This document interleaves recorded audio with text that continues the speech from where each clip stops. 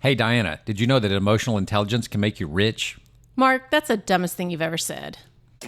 Ladies and gentlemen, jurists, and just curious, welcome to the Successful Barrister podcast. Here you'll learn about marketing, management, and life skills for lawyers that probably won't get you disbarred. Hosted by Marc Whitehead, a seasoned lawyer who remembers when fax machines were cutting edge, and Diana Berry, attorney, COO, and the brains behind the scenes.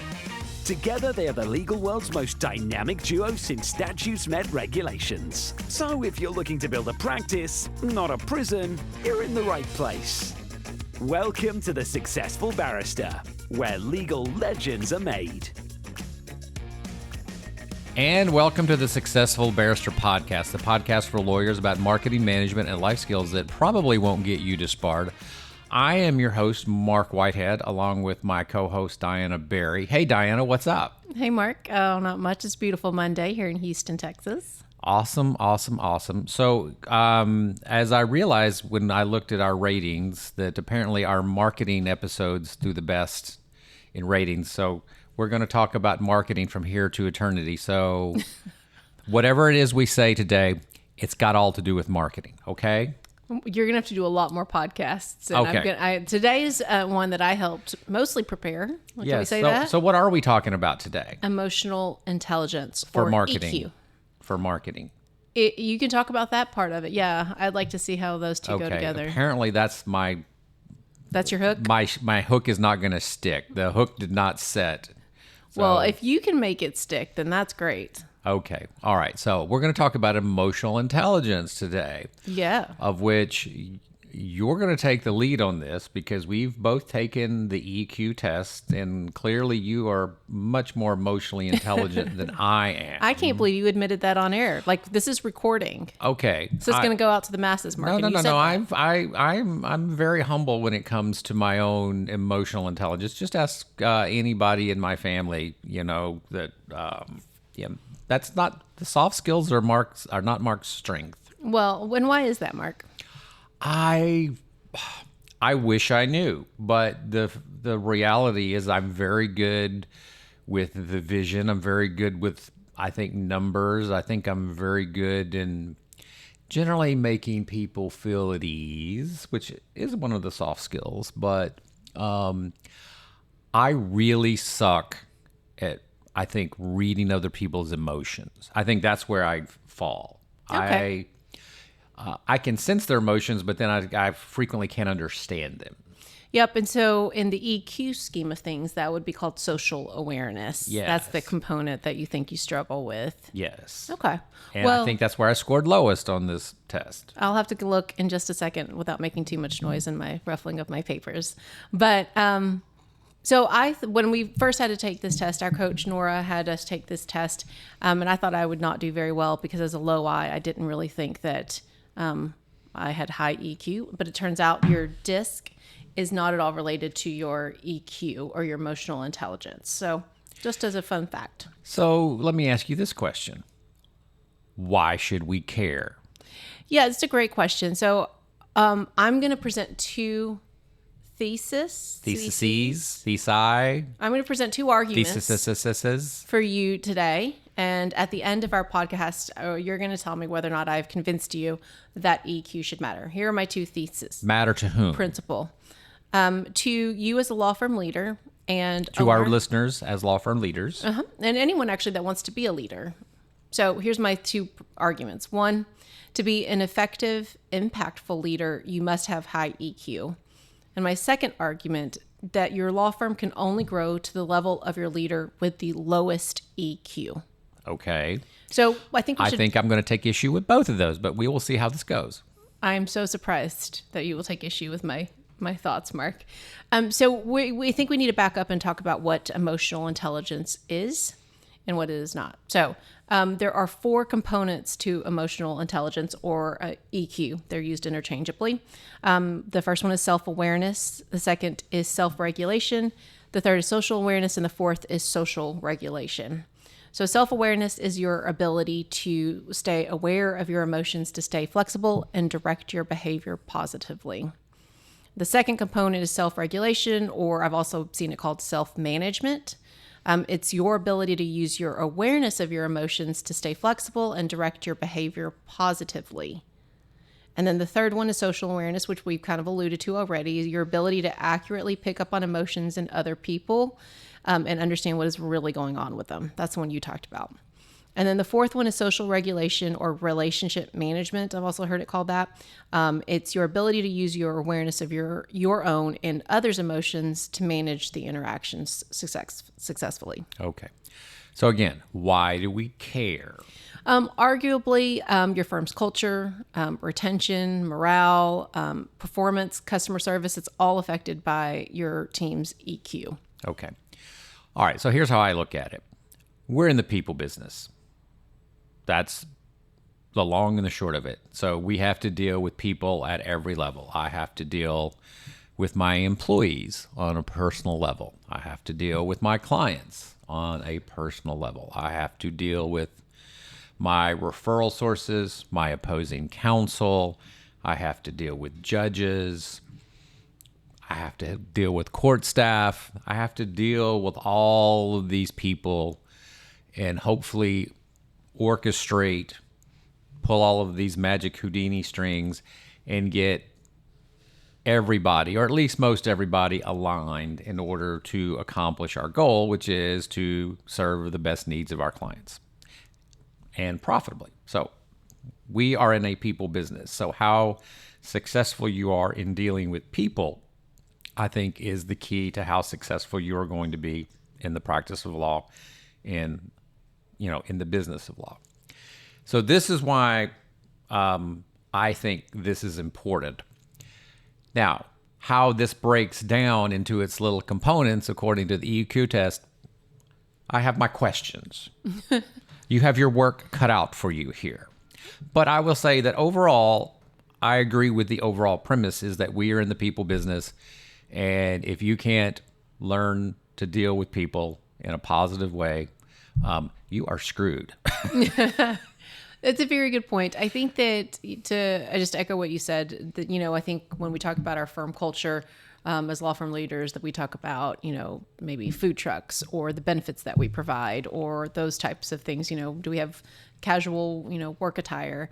But I think that your EQ and the way that you as a leader put that out to your firm, as well as how you engage your clients, that's also part of your culture.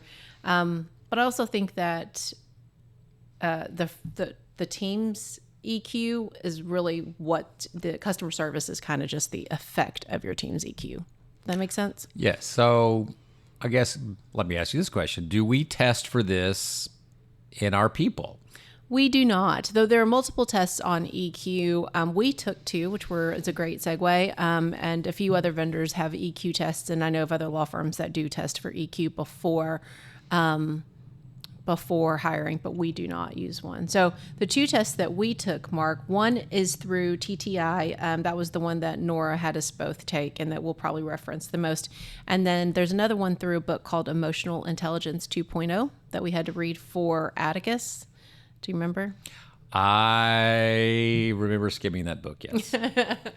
So they talk about, I think those are two great resources if you want to test. As we've talked about multiple times, what you don't measure, you can't improve. So I think it's important to at least understand. Yes, I did score higher, for whatever that's worth, on the emotional EQ test. And then we're going to talk a little bit more about your EQ test. So Okay. And before we go to our next segment, I think that I just want to argue, as Nora did, our old coach, soft skills are the hard skills. And so I think that that's why it's a worthwhile challenge. Okay. And I would totally agree with that, which is why I duck it all the time. And when we come back, we're going to get to proving my points effectively. Or not. This podcast is sponsored by Mark Whitehead and Associates, a national disability benefits law firm. Mark Whitehead runs a firm of over 60 dedicated people whose mission is to make a difference in the lives of our injured and disabled clients. Mark represents disabled claimants in Social Security disability, private disability insurance, and veterans disability claims in all 50 states. Mark Whitehead is double board certified in both Social Security disability law and personal injury trial law. Mark has litigated disability cases in over 40 states and counting and can help your clients too. Stop throwing your phone calls away. Call Mark Whitehead at 701-VIP-LEAD. That's 701-VIP-LEAD. Or visit our website at disabilitydenials.com. Referral fees are paid in all jurisdictions where it is permitted. Refer us your disability cases today and know that your clients will be in good hands. And we're back. I second podcast You missed in a the row. cue. Well, I was waiting for you to do it. but I guess, No. You're taking the lead today, so you get to do and we're back. Oh man, all this power is going to go to my head. Ah. And we're back to talk about my two theses. We should have Googled that on the break. But my two arguments. My first one, of course, on EQ is that to be an effective, impactful leader, you must have high EQ. And to kind of bring that point home, I want to talk about how EQ can affect or impacts retention and morale. By a story that you actually dealt with an employee recently. You had to have a sit down with a fairly new employee. Do you know which story I'm talking about? I know what story you're talking about. So do you want to kind of let our listeners in? Okay, so I mean, I was clearly seeing some behavior in meetings that that just bothered me. And there was no one specific incident that was in and of itself was horrendously bad, but I just saw a pattern over 3 or 4 meetings, and I'm like, this pattern has struck me as this is something I'm not quite certain that this person even realizes what they're doing. Or maybe they do. I don't know. So I just said, look, I think I need to intervene here, and I brought this person in, and I said, hey, how you doing? We really like you here. We think you're doing a great job, but I see this one thing. And I want to relate it back to our core values. And we have 6 core values. And 2 of them I brought out as I thought that she was not living up to. One was teamwork, and the other was, effective communication. And so I made the whole conversation about core values. And I said, particularly about these 2. And I've seen a pattern here, and I don't know if you even realize what's going on, what you're doing, but I see this here as a pattern. So, and this is how it relates to our core values. And remember, backstory, I give a presentation, an individual one-on-one presentation to all new employees, hopefully about the first week that they're here, over our core values. It takes me about 45 minutes to go through the 6 core values with them, because I'm giving them examples. I come about 10 examples of using a core value effectively, and then about 10 examples that I have seen over the years of being out of alignment with a particular core value. So it's a lot of examples. So it takes about 45 minutes or so. Used to take me an hour and a half. I've shortened it down a little bit. So I give this to them at the very beginning of their employment, and then they have to sign off on it, and it becomes part of their personnel file. So every time I have to have a talk with an employee for whatever reason, I try to go back to those 6 core values and whip out the document that they signed way back when, or at least a copy of it. And this is what I'm seeing, is you're not in alignment with these 2 core values. Let's talk through it. Let's see where we're at. So far, I think it's had a positive effect. Hopefully, we'll never have to deal with that again. But that's kind of how I view it. Now, I will say that that's not something that I naturally do. I was forced into writing down the core values. And again, we were forced into reevaluating our core values when we started the EOS. And I stole the ideal about having this orientation and writing down positive and negative examples of our core values from other people.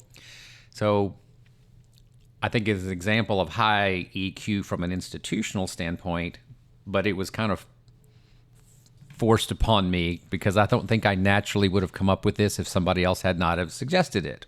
But I'm glad they did, because it gave me a tool that otherwise I would not have ever. I personally don't think I ever would have thought about it on my own, because quite frankly, I'm not so great at the soft skills.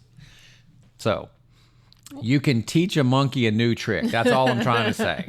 Well, and I think that that's a great example of how EQ, I think you said it best, that EQ is actually a tool. It's just another tool in your toolbox. And to prove my thesis that to be an impactful and effective leader, you have to have high EQ. That was an instance where I think you did exhibit high EQ. I think that that's a story a lot about what the component of relationship management or social regulation.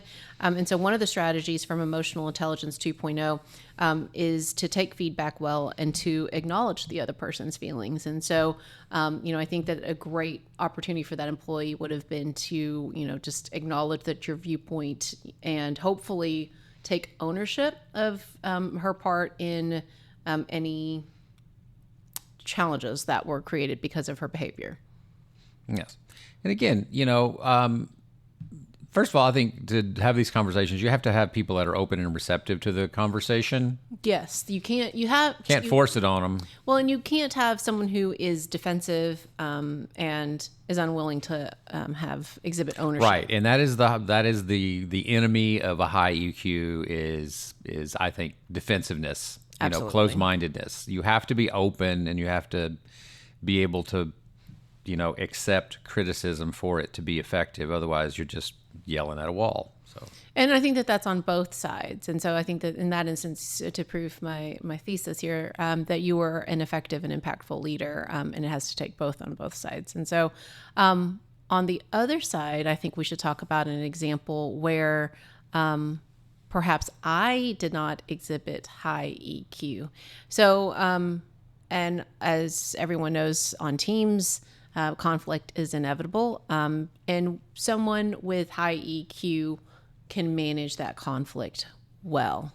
Again, so to be an effective, impactful leader, you have to have high EQ because high EQ helps manage conflict. But there is an example that sticks out in both of our minds where I completely lost my blank during a level 10 meeting. That blank would be shit. She lost her shit. So without completely ruining my reputation, Mark, do you want to share with our listeners about what happened? Well, I mean, my best recollection is that we were sort of at the end of the meeting. I think we were rating our meeting, were we not? I mean, we were very darn near close. We were getting nearly close. Made it out of that meeting without at the end of a level 10 meeting, you're supposed to rate the meeting, I guess, 1 to 10, 10 being a good meeting. That's why they're called level 10 meetings. And I think we were somewhere in that point, and I think you gave the meeting a 5, which is exceptionally low. Yes. So, of course, you have to then state why you rated the meeting so low. And that's when you kind of just went off. Which goes to the point is, even though I think that you have exceptionally high EQ, especially relative to me, everybody can have their moments. Yes. What was the example I gave earlier? What was the Pink Floyd reference I was talking about? I don't know. I don't know. I'll come back. There was a Pink Floyd reference that I was going to make. This just dates me again. None of you people even know who Pink Floyd is. But the point is even people with pretty good EQ can have their moments, and you had a moment. Oh, I absolutely had a moment. But again, to my thesis, if this was my MO to blow up in meetings, because that's what it was. I had let things simmer, and I just erupted. It was a volcano, and I hopefully did not do any personal attacks, but I certainly let people know why I was frustrated and what their behavior was doing, that it was the cause of my frustration. And so in EQ speak, at that moment, I had very low self-regulation. And so usually, like on this test, out of a 1 to 100, I scored an 85 on self-regulation. So on the mean, on most days, and just awareness level, I actually do pretty well on self-regulation. But to my point, I think of about if you have to be an effective, impactful leader, which is what I want to be, if I led that way, if more often than not, I was prone to either inconsistent emotional outbursts or just what I would call a temper tantrum that probably would not make me an effective and impactful leader. Emotional Intelligence 2.0 says that some tools that I could have utilized when I'm exhibiting low self-regulation, because the point is that, even though I'm like an 85 on this test, I will have moments of very low self-regulation. And so when you do have these moments of low EQ, there are strategies that you can utilize to be a better leader. So, for example, some things I should have done: count to 10. That would have helped a lot. I also should have slept on it. So I think one of the things that you did that day is you let it build up. I did. And so as opposed to what could you do after the fact, what could you do to prevent it to begin with? And so we have this concept within EOS of healthy rumbling. In other words, healthy conflict. And I think as opposed to having healthy conflict earlier in the meeting or even earlier prior to the meeting, you kind of just let it slide. You didn't address it, and then it just built up. And that's what happens. When things build up, they can blow if you don't find a proper release valve. And so that would have been an example of time that maybe some healthy rumbling, maybe 20 or 30 or 40 minutes earlier into the meeting, might have diffused that situation and might have come up with a different outcome. I completely agree. One of the things that's still something as a leadership team that we struggle with. And, we've talked a lot about different books that we're reading now, like 5 Dysfunctions of a Team and, Lencioni's work, and how trust is the foundation. And if you don't feel trust on your leadership team to be able to voice that conflict, all those emotions and feelings and all the thoughts just have nowhere to go. And so that leads to these kind of eruptions. And so similar to what you said, my takeaway from that was that I was working too hard. I was burnt out. And after that, just took a massive step back from work. I stopped. I was actually around the time last year where I was working every weekend, every vacation, and just at home a lot, working at nights. And it was just starting to wear on me. And so I took a step back and just kind of found some balance in my life. And I think that helped with some of that regulation, hopefully. Mm-hmm. So those were my 2 examples, Mark, of how to be an effective, impactful leader, you must have high EQ. Okay, so wait, you can't rule now. You're going to rule in the closing segment. Okay. That's killing you. So I was going to just give some of my examples of poor EQ. I mean, not any specifics, but more just here's my general habit is I will just blow up. Mm-hmm. I will just get to a point and I'll just start yelling. And it's not necessarily I'm yelling at the people that are standing in front of me at the moment. I'm just yelling at the circumstances, and I will drop the occasional F-bomb. I got the eye roll when I said the word occasional. Okay. Yeah. The consistent F-bombs. Or the other thing is sometimes I would just get furious and just stomp off and shut down. Yep. And just sit and fume. I can do both. But I think that sometimes that sitting and fuming is much better than the outward, because as everyone knows, sometimes I'll joke, but it's for real that I'm closing my door for the safety of our team members. That it's better for everyone. My mood is too irascible to be. I lead, and I know my emotions impact the team. And if I'm not, I want to be present, but if I'm not in a good state of mind to be able to lead well, then I just need to keep myself away from the team. And sometimes I think shutting down is better than saying things that you might later regret, Mark. With the proviso that I might be jumping your agenda a little bit. So this is all great for you and I. We're the leaders. We get to take these fancy tests. Well, how do we push this concept down into like our attorneys, into mid-level management? How do we make this more of a culturally infused thought process?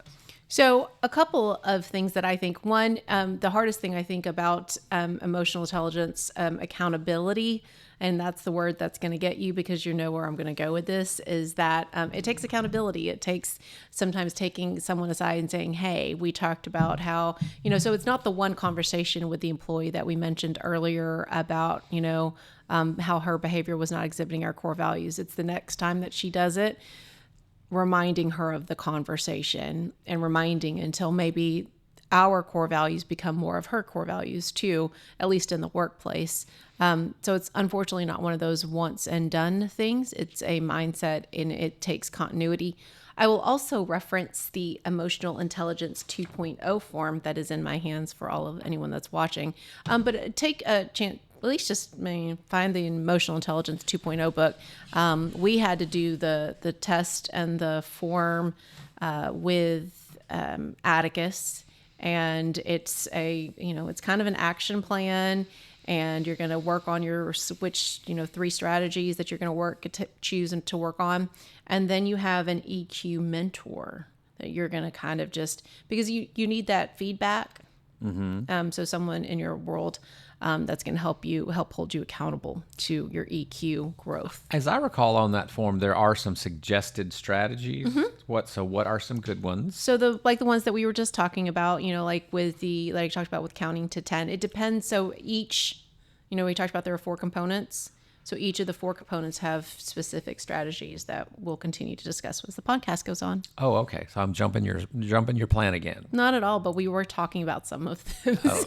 Got it. So I have hopefully convinced you of my first thesis that you have to have high EQ. My second thesis is that your law firm can only grow to the level of your leader with the lowest EQ. And so for that, I wanted to talk about your test results because I believe that self-awareness is foundational. So self-awareness, as you may remember, is one of the 4 components of EQ. That's the ability to stay aware of your emotions and to stay flexible and direct your behavior positively. So Marc, this TTI test that we took, it said that Marc has the ability to understand his emotions and their impact on stress. When faced with a difficult decision, Marc's self-awareness will assist him in moving forward. Marc's self-awareness allows him to notice when his emotions begin to escalate in most instances, and he is aware of how his emotions impact his goals, motivations, strengths, and key aspirations. Marc's level of self-awareness can be seen as an ability to project confidence in most situations. What do you think, Marc? Is that accurate? Or did you game the test? Oh, I think that whoever did this test is trying to blow smoke up my ass. You can't cuss on. Yes, I can. It's my podcast. I will say that I exhibit all of those qualities from time to time, and I can exhibit the antithesis of those qualities from time to time. So that is one of the things that I find a little off-putting about all of these personality tests. It says Marc does this, Marc does that, and I'm like, yes, I do all those things, but I also do the antithesis of all of those things from time to time. So it depends. Yes, I think I do a fairly good job of it. I certainly know that I'm not the best at it, and I recognize my shortcomings. I will also say that there are times, when I can put on the asshole mask when I need to, So I have an example of this. So I even pointed it out to my daughters once. Do I want to know this? Yes. We didn't script this part, guys. Oh, I was building a pool in my backyard. This was 8 years ago, and the contractor was just screwing up, and they were sending this kid as the supervisor, and I just decided it was time to light a fire under him because he was just rather apathetic. And so I told my wife and the kids, all right, I'm not really mad, but watch this. Oh. And I went outside and just reamed him. Okay. About all the things and about how it was totally unacceptable. And I was just using my big boy voice and blah, blah, blah. And my kids were like, whoa, Daddy's pissed. And then I walk back in and I'm all smiles. And they're like, and I'm like, see, Daddy can flip the switch whenever Daddy wants to when Daddy needs something. So that was like, I will occasionally blow for a calculated reason. Yes. I can use that. I can flip that switch from time to time when I feel it would be helpful in the moment. Yeah. So I think that was in my preparation for today. you actually, I removed this part of this part from the discussion because, and then you made the point anyway. But some of the arguments against EQ is that EQ can be manipulative.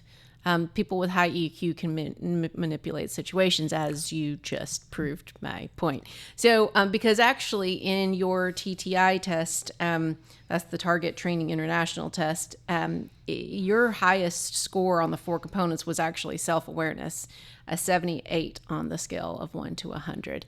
So you exhibit high self-awareness, and I think that that's a great story to show that you actually do perhaps manipulate you learn this, people with your learn this IEQ. when you become a parent, because you frequently have to put on, as I say, put on the dog. You have to put on a show sometimes for your kids. I have 4 kids, and so sometimes you have to learn how to give that glare staring right through them so they get the message, even though you're not really mad. It's like my kid who like drew all over the wall with a marker, you know. In reality, I thought it was kind of cute. I was like, I'm going to cut that out. I'm going to cut that sheetrock out and frame it because I just thought it was kind of cute. But I had to give them the, how dare you? You know, you have to give them the don't ever do that again speech, even though I just thought it was kind of funny. You know, I didn't care. It's upstairs. I never. You know, you learn these tricks as a parent, you know, or when you lie straight to your kid's head, to their face, and you say, you know, mommies and daddies can see the red dot on your forehead when you're lying. I didn't do that one. Oh yeah, we did that for you, and it worked forever. I mean, they really bought it. So you know, you sometimes, I think being a parent really, really helps you, you know, learn EQ in sort of that sly little manipulative way when you need to. And I'm not suggesting that that's embodiment of my thesis that your law firm can only grow to the level of your leader with the lowest EQ. But, you know, which I'm going to dispute in the final thing, but you go right ahead. Well, I mean, we can discuss, but I think that examples when team members of how, you know, low EQ, when you don't have self-awareness, you say things a lot of the time like, well, I don't understand, fill in the blank. I don't understand why you're upset because I said this, or I don't understand how what I did upset you so much. If you don't know how your emotions or how your behavior impacts your team members, then you probably have low self-awareness, and you won't be a great leader. I think that it's also just basically another way of avoiding responsibility for your part in this, whatever this conflict is happening. So for example, on our leadership team, if, you know, for example, if you have a bunch of people who don't have high self-awareness, you're just going to have people talking at each other or at cross purposes rather than acknowledging the conflict that's existing in place.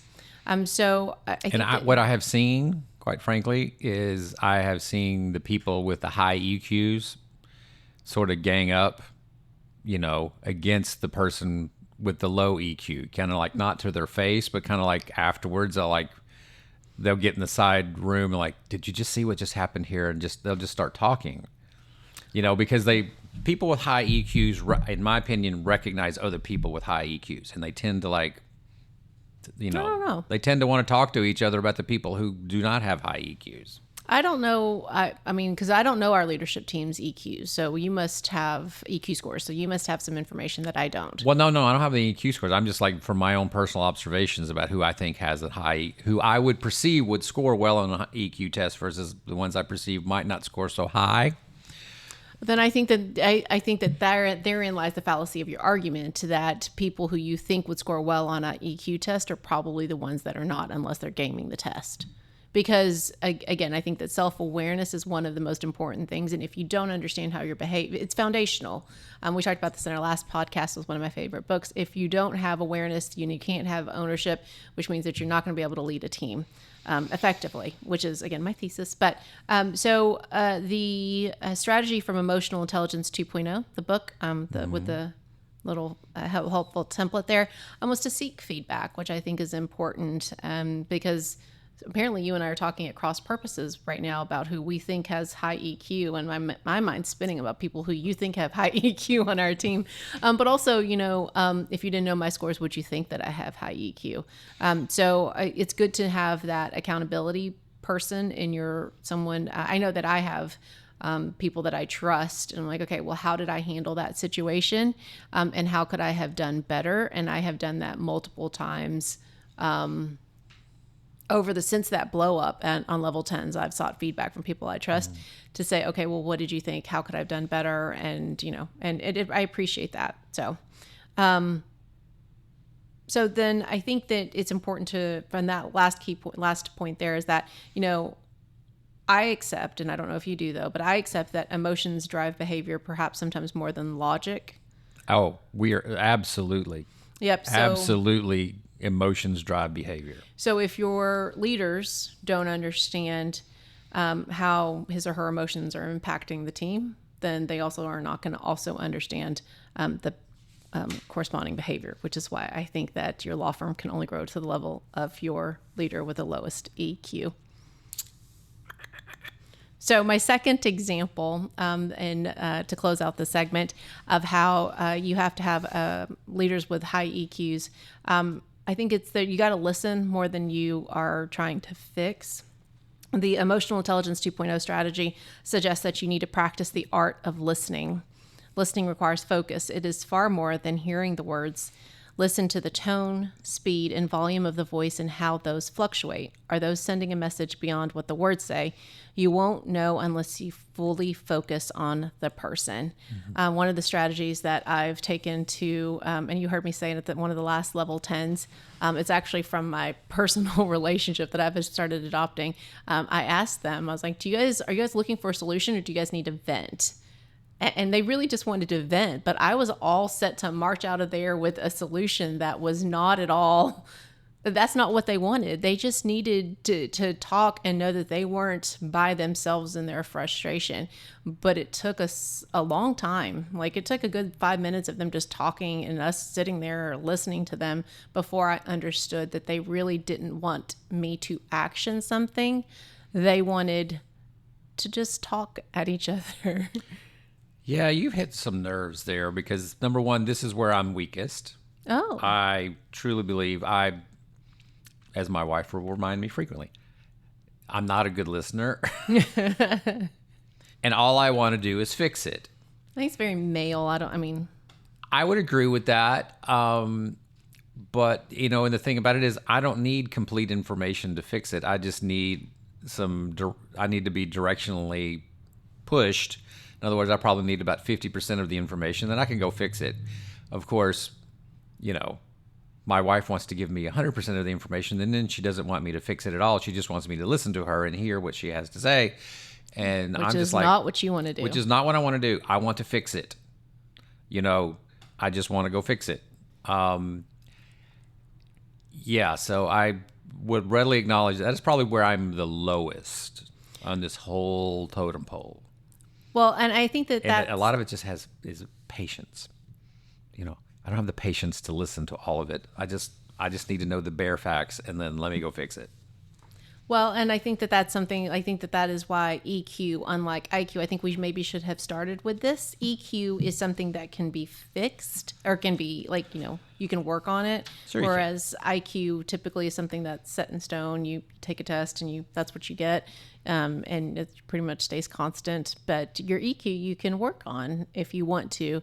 And it's a greater predictor of success than IQ is. Arguably, there are some people who disagree with that. But I think that is... Oh, I think IQ is so irrelevant. It's not even funny. Exactly. And so then that proves my point. I think that EQ...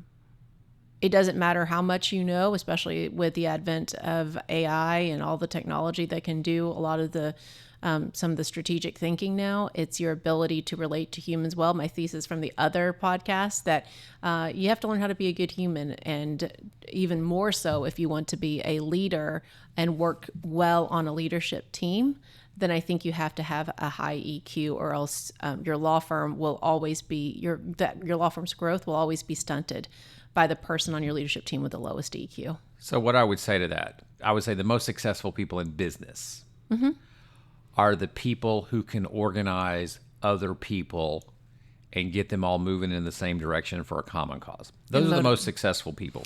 It's not the smartest people in the room by any stretch of the imagination. As a matter of fact, that's what Henry Ford argued, is like success is being the dumbest person in the room.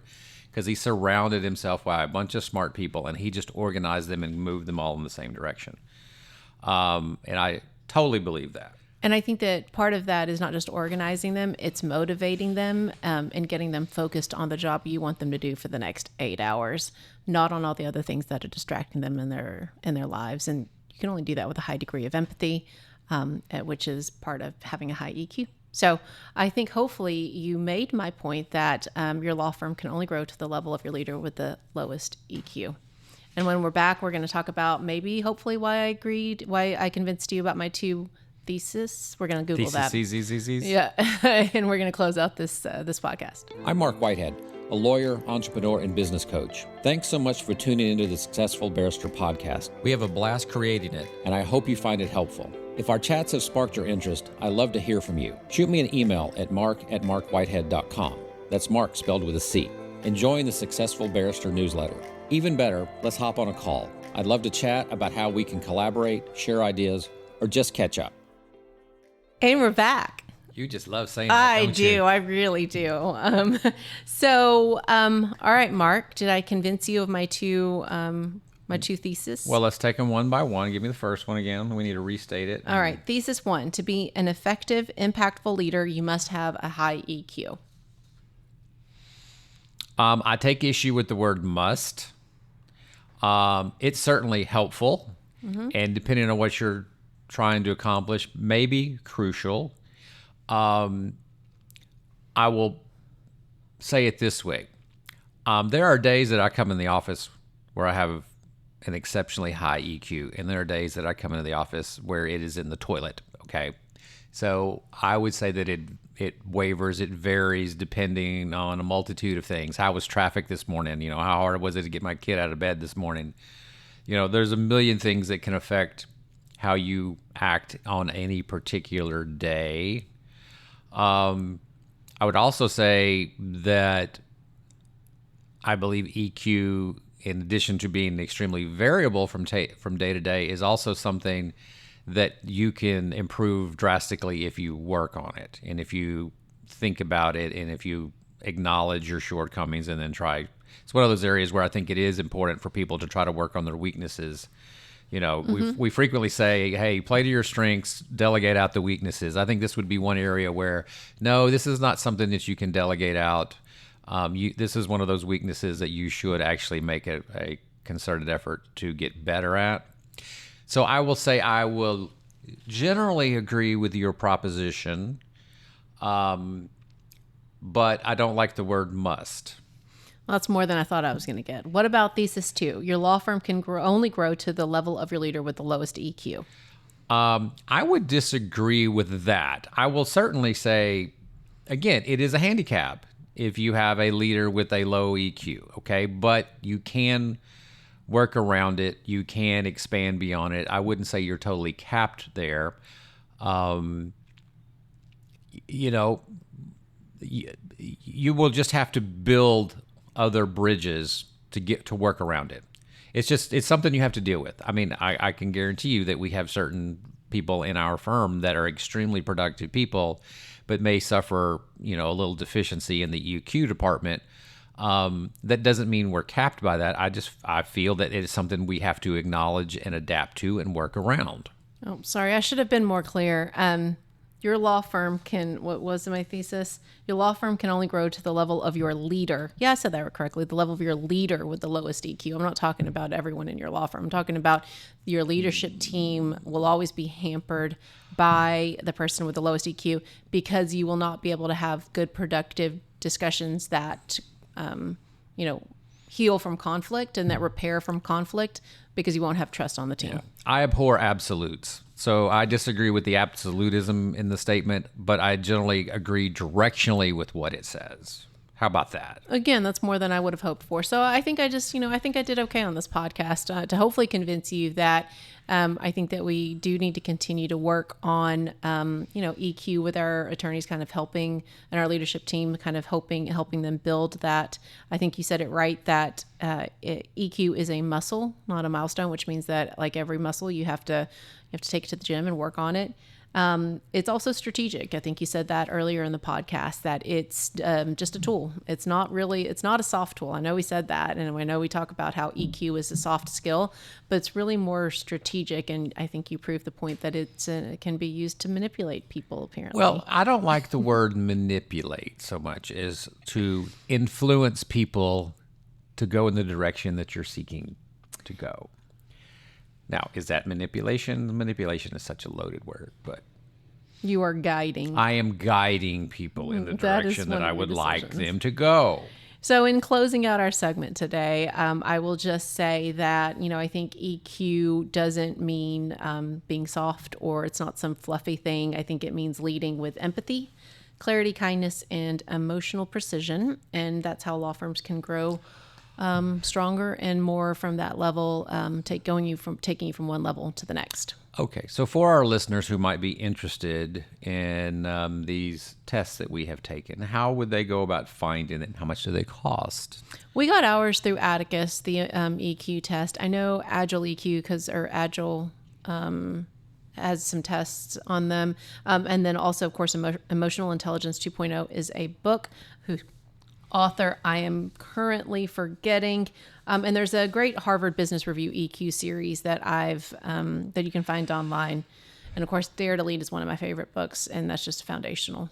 Okay, so they could probably Google EQ 2.0. Emotional Intelligence 2.0. Okay, and that would get you to the first test, which I believe is free. Well, once you buy the book.